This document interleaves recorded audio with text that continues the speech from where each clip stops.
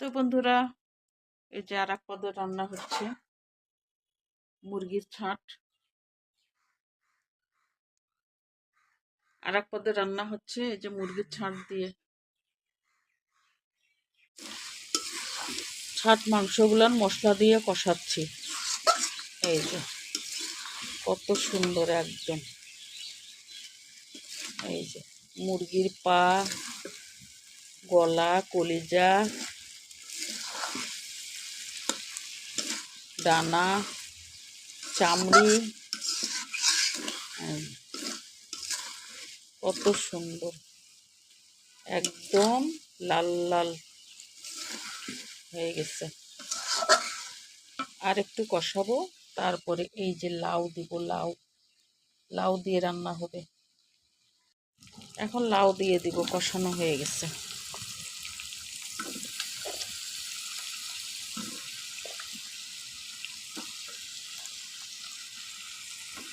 ছোট ছোট করে লাউ কাটছি।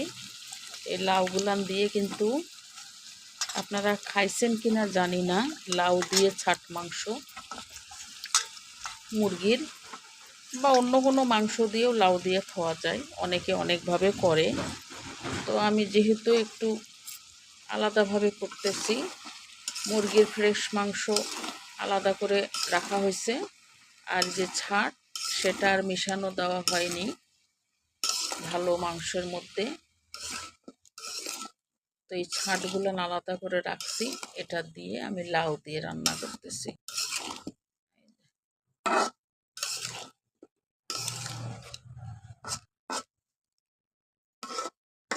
এখন এটাকে ঢেকে দিব কিছুক্ষণের জন্য, ব্যাস এইভাবে রান্না করব। এই যে আমার লাউ কষানো হয়ে গেল। লাউটাকে খুব সুন্দর করে নাড়াচাড়া করে এই যে মুরগির ছাট দিয়ে কষানো হয়ে গেছে। এখন এইটার মধ্যে দিয়ে দিব জল।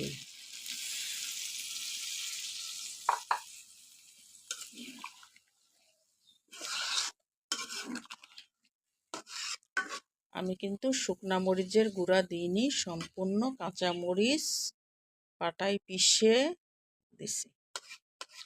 এই জন্য রংটা পরে আসবে, এখন বোঝা যাচ্ছে না।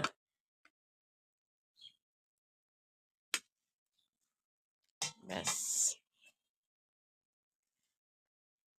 হয়ে গেছে মুরগির ছাট মাংস দিয়ে লাউ তরকারি।